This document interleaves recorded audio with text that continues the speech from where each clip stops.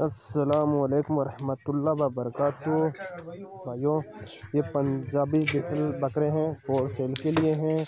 और दो बकरे आदम दांत हैं, दोनों अंडू हैं। एक फीमेल है, वो भी आदम दांत है। और ये तीनों नग वाइट आइज में हैं। दो अंडू बकरे हैं, एक फीमेल है।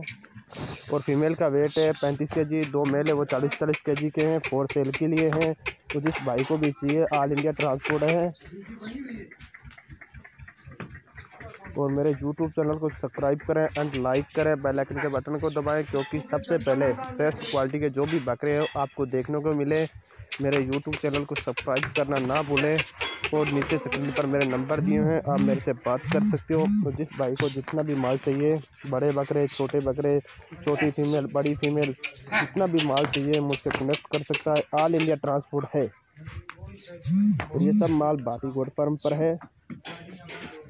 नीचे स्क्रीन पर मेरा नंबर दिया गया है। वैसे मेरा नंबर है 9680979941।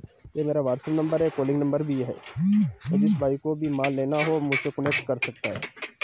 ऑल इंडिया ट्रांसपोर्ट है। मेरे यूट्यूब चैनल को सब्सक्राइब करना ना भूलें। माशाल्लाह बहुत ही अच्छे, बहुत ही प्यारे बकरे हैं। जान जान जान जान दिखा जान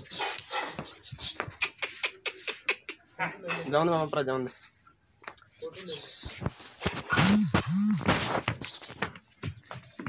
इसलिए